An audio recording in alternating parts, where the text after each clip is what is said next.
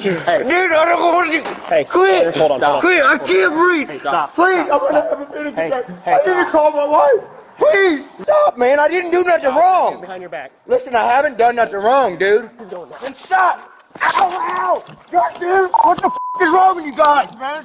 So I get an email from Crystal Hetherington in regards to the arrest of her husband Jason on January 20th, 2024. She starts by saying we don't know what to do, but are begging for some knowledge and desperate for some insight on what to do. I don't want the Topeka Police Department getting away with this.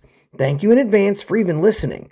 Below is a short description of what happened, but as I said, we have the Axon body cam footage and police report. Jason heads down to the local Casey's convenience store and gas station to buy some donuts and to also stop by the pharmacy to get some insulin for his type 1 diabetic child. He goes back to his truck, gets in, and the next thing he knows, a police officer is knocking on his window. What's really interesting to note is that police didn't activate their body cam. Neither one of the cops turned on their body cam. It wasn't until 5 minutes later, when he was out of the car and they were using force, they even thought it was necessary to turn it on. The officer tells Jason, "This isn't a traffic stop. As you can see, my lights aren't on. But we received a report from an off-duty officer that there was a possible drunk driver, and that might be you. Would you be willing to take a sobriety test?" Jason complied, stepped out of the car, and took the sobriety test. Jason asked how an off-duty police officer even detected an odor of alcohol to begin with. The police officer at his window explained that he smelt it as he walked by the vehicle. Now this is January in Topeka. Temperature for that day was 7 degrees and it's 11 a.m. in the morning. Jason's windows are all the way up. So he asks how, in this scenario, an off-duty officer could have smelt anything. Confused by the whole situation and thinking that this was a case of mistaken identity, he gets his phone out and asks to call his wife so she can clear everything up, explain that he just left home to get some prescriptions for his child, and this is all a big mistake. That's when the two police officers started grabbing hold of him. He was tased 5 times. In total, over 2 minutes of constant electricity flowing through his veins. Excessive force experts state that more than 5 consecutive seconds of tasing is considered excessive force. This was just one of them. Way more than 5 seconds. Can't breathe. That round of tasing was 11 seconds. More than twice what policy and law allows. And he received that 4 other times. In fact, he was tased so hard that he had to go to the emergency room to seek medical attention. Here you can see where the taser prongs were embedded in his skin after such a long tasing. And a shiner and a busted head, courtesy of the Topeka Police Department. How any human beings can treat another human being this way is unclear to me. What is clear is that his little girl never got her insulin. Justice has never got served. And in a tight-knit bootlicking community, he can't even keep a public defender. In fact, 2 have withdrawn, both citing the same reasons. That they couldn't properly represent their client, because their client refused to speak to them. However, their client shared his phone logs with me, and that painted a totally different tale. Not only did he reach out to them, he reached out to them several times a day, every day for almost a year. The cops are getting praised, the defendant is getting railroaded, and justice seems to never have been served. Let's jump into the video. Topeka Police Department's policy clearly states that body camera must be activated at the beginning of an encounter with a citizen. However, neither of the officers on scene activated their body-worn camera until 10 minutes after the incident started, and they didn't activate audio until another 2 minutes after that. So I guess we're just going to have to take the cops' word for it, and we know they never lie. If only there was a way we could find out what happened before all this. Well, there is a way to confirm what happened before all this started. Now, of course, the cops didn't turn on their body cam until 8 minutes later. And even when they did turn on their body cam, they conveniently left it rolling for 2 minutes without turning on audio. So the cops didn't want us to know what happened before all that started. Well, thankfully, I have Jason here. And Jason is the gentleman that you see in the video. Jason, thanks for joining us. You're welcome. Now, I'm watching this body cam video. We're all watching it. We're seeing the cop choke you out. They decide to throw you on the ground. You went out that day to get some donuts and some insulin for your kids. Did you ever expect this to happen? No, I never expected to almost lose my life down the road from my house getting donuts. Now, you go inside. You're very friendly. You walk out, and then you're sitting in your car going through your glove box, and the next thing you know, you hear a knock on the window, and it's Topeka Police. Yeah, it was really kind of strange that I got back in my truck, and I got back in my truck. Well, I looked down in the console, and the knock on my window kind of startled me, and I opened my door and I asked him. I said, "What's going on?" He said that they had got a call that said my truck reeked of alcohol, which was totally not true. It was 11 a.m. Saturday. Like I said, I was going to go get donuts, and I had on some camouflage coveralls, and it was later on the deal about that. But I told him I would more than gladly get out of my truck and give him a sobriety test. He told me, he said, "This isn't a traffic stop. As you can see, my lights aren't on, and you're on private property." He said, "And there's nothing to worry about if you just give me a sobriety test." So again, before we go that far, I just want the audience to understand at home. An off-duty police officer said he detects an odor of alcohol emanating from your vehicle. January 20th, 2024, the weather consensus at that time around 11:15 local time puts the weather at about 7 a.m. So for him to smell alcohol, the windows must have been down. I can't imagine your windows are down when it's 7 degrees outside. My windows weren't down. I was on my phone using Bluetooth, and I told my friend I'd left my house. I said, "I better go inside and get my stuff," because this black truck pulled up on the other side of the pumps, and I didn't know what he was doing, but he didn't get gas. He just drove slow behind me. So I went in and I got my donuts, and this is when he came outside. When I come outside, that's when they knocked on my window, and within a 15-minute time frame, and that's when that all happened. He said that an off-duty officer told me that he called in and said my truck reeked of alcohol.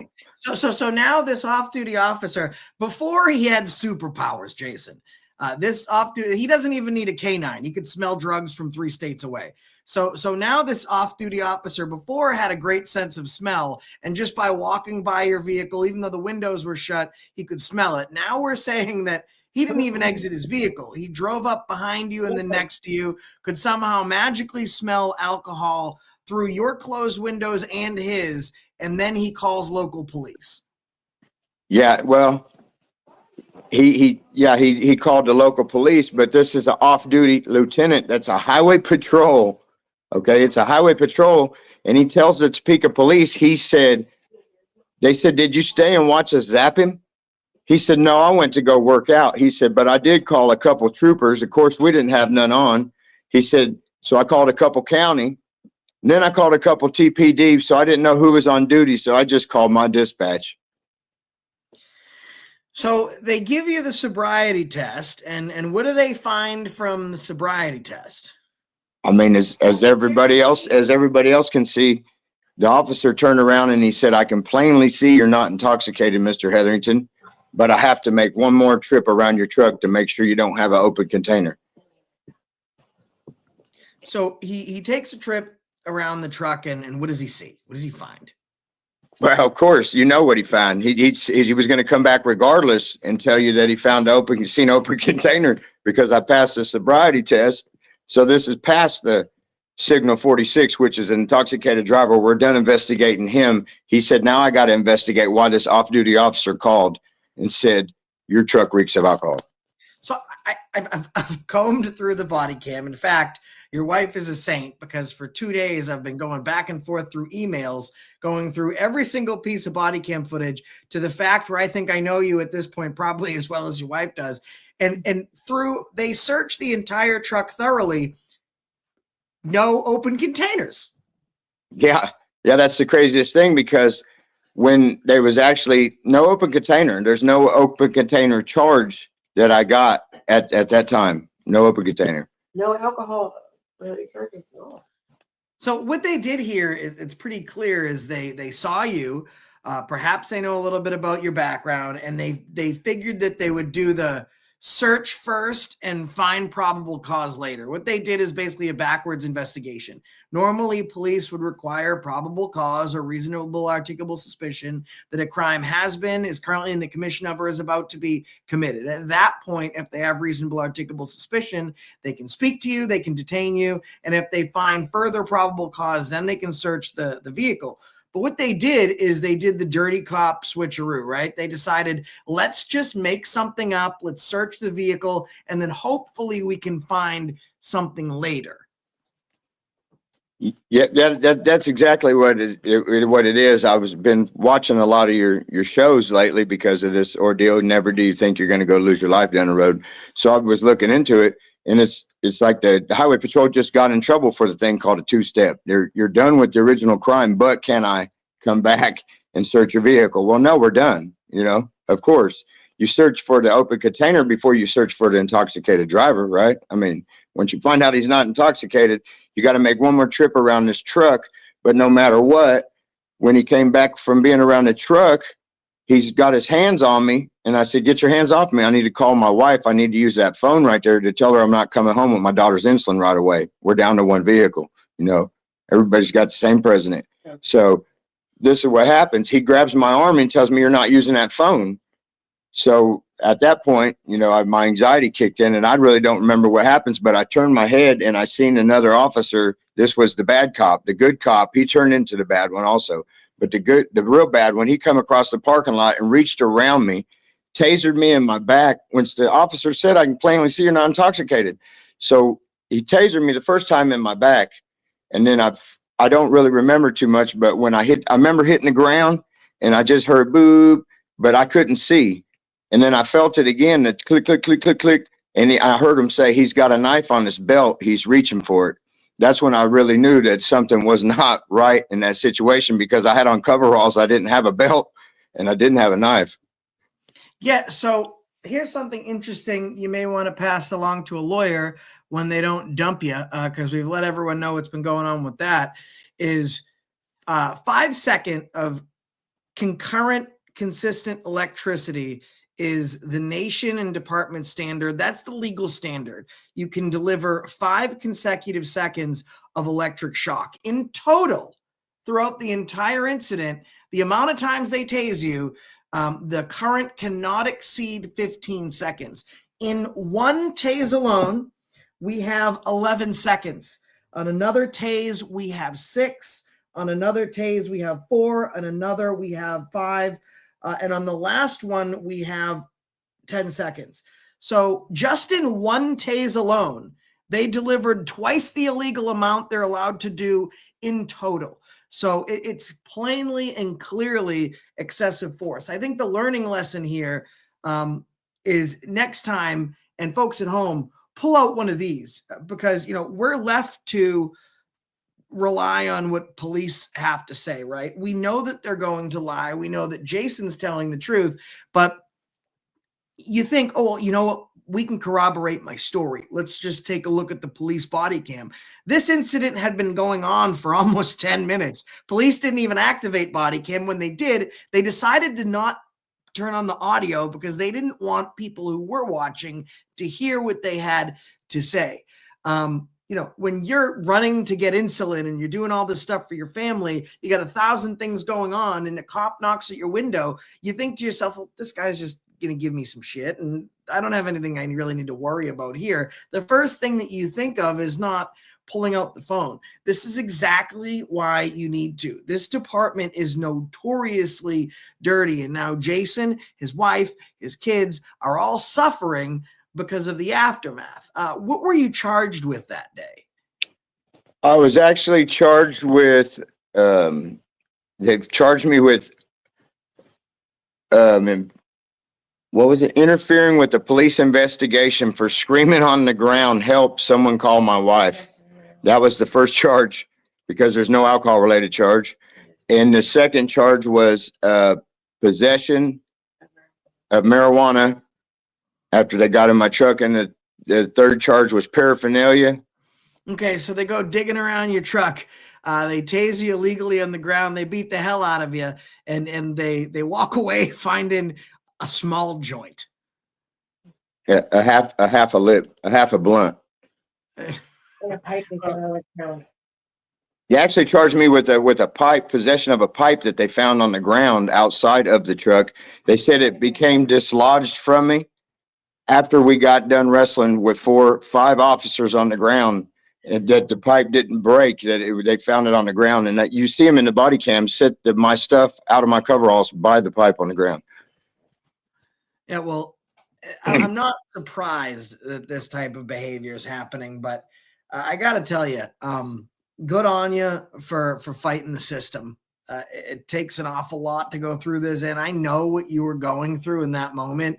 The first thing that flashes through your mind is, this is it. I'm dying right here, right now. This is where they unalive me. And then the immediate afterthought from that is, it's like this super fast compilation in your head of all the things that are important to you and all the things that you love. And then that's followed by, I'm never going to see it again. All the memories that haven't been made, all the things that have been left unsaid. And that is the trademark for emotional distress. I'm sorry you went through it. So what we're going to do here at Accountability for All, since you've had lawyers dropping you like flies because they're trying to railroad you, is I've touched base with an attorney that works about 60 minutes outside of Topeka. They've taken a look at some of the body cam footage. After speaking to you, they're going to take your case, and they're going to take your case partially pro bono. The other part, we're going to pay for. So we're going to provide you with some representation, and then from there, they can assist you in finding civil litigation counsel. I really appreciate you guys, man. Listen, bud, you went through things that you went through, and I know what it's like, man. You spent 11 years up in the feds, and you turned your life around. And people like to look at people like us and look at the tattoos or look at the rap sheet or whatever it is, and they have a predisposition about who we are and what we are. They never see the father. They never see the husband. They never see the wife, the cousin, the uncle. When they look at me, they don't see a guy that does dress up with my 11-year-old daughter. You beat the odds. And just for that, you should be afforded the opportunity, like every other American, after paying your debt, for life, liberty, and the pursuit of happiness. That happiness, that liberty, the entire pursuit of it was robbed from you by police officers that simply looked at you and decided who you were before even meeting you. We learned from our roots in the 1960s that you can't look at someone and decide something about them, but it's still rife today. So I thank you for being brave enough to speak out. I thank your wife for being your very best advocate and better than any attorney that you could have found or that I could provide. But the very least I can do is foot the bill for your legal representation. We're going to fight this. This is not a one-time video. As you know from watching my videos, I am a dog with a bone. I'm going to follow this till the end. If I need to fly to Topeka, I'm going to fly to Topeka. If I need to stand outside of the police department and bring all my friends, James Freeman and everyone else with me, I'm going to do that too. And the only time I'm going to stop covering this video, Jason, is the moment that you walk into a court and the prosecution says, in light of new circumstances and due to lack of probable cause, we've decided to no longer move forward on this case, or a jury finds you not guilty. And if neither of the two happen, I'm going to be with you for that ride as long as it takes us and as far as we go with it. Man, thank you, man. I appreciate you. I'm going to, listen, man, it's hard. Take this moment, hang out with your family, look at the people that you love. Folks, thanks for listen. Let's give a round of applause. I'm going to talk to Jason privately. You can see it in this man's face, right? This isn't no killer. right? This isn't a menace to society. This is a man that's trying to feed his kids and keep a roof over his house, surrounded by a wife that loves him, despite the fact that they're Kansas City Chiefs fans. We'll forgive them for that transgression. Justice deserves a name. Justice deserves a name. It's named today, as far as this video is concerned, and as far as the AFA family is concerned. Justice's name today is Jason Hetherington, and that's the reason I stopped you today. Keep an eye at the left side of your screen. Topeka police have their hand around Jason's throat, and they're choking him as he's desperately gasping for air. I can't breathe. Hey, stop. Please, Stop, I'm gonna stop. have a minute. Hey, I need to call my wife. Please. Look at me. Stop. If you don't stop pulling away, I I'm gonna put you on can't. the ground. Well, then stop, man. I didn't do nothing wrong. Behind your back. Listen, I haven't done nothing wrong, dude. Okay. I haven't done anything wrong. He's going down. Then stop. Ow, ow. God, dude, what the f is wrong with you guys, man? Get the f off me. I haven't He has a done knife on his belt. He has a knife in his belt. This is all a spectacular performance by the Topeka Police Department. Jason is in camo hunting gear. He's not even wearing a belt. And no knife was ever recovered from the scene. I gotta fuck you, man. Fuck you. I haven't done nothing wrong. Get the f off me. Hey, if you'll stop fighting, I'm gonna tase him. You already.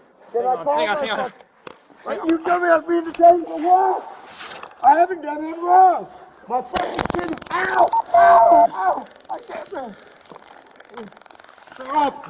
Ow! Ow! I can't breathe now. Oh my god! Oh my god! Why'd you do that? I'm gonna tase you again. Why did you? And they did tase him again, 4 more times, for a total of 3 minutes of electrical charges coursing through his body. And it was far too graphic to show all of it here. Police claimed he had a knife in his belt and that he was reaching for it. No knife was found. The reason for a stop, they claim, was for an odor of alcohol emanating from the vehicle, and that they saw open containers inside. No open containers were found. They claim he was acting erratic because of exposure to illegal drugs. A blood draw confirmed that there were no illicit drugs in his system. All of their accusations are proved false. The myth is that you have a presumption of innocence until proven guilty. But that's all it really is a myth, when police are self-proclaimed judge, juries, and executioners. Jason was taken to receive medical attention. An MRI revealed that he suffered brain damage when police threw him to the ground. He has court coming up on the 20th. And after all this, it's just to fight one simple charge of possession of marijuana. The Topeka Police Department needs accountability. And with our help in finding Jason an attorney and providing him an attorney for his criminal and civil litigation, we hope that through the court system they will finally get the accountability they so desperately need. And until next time, that's the reason I stopped you today.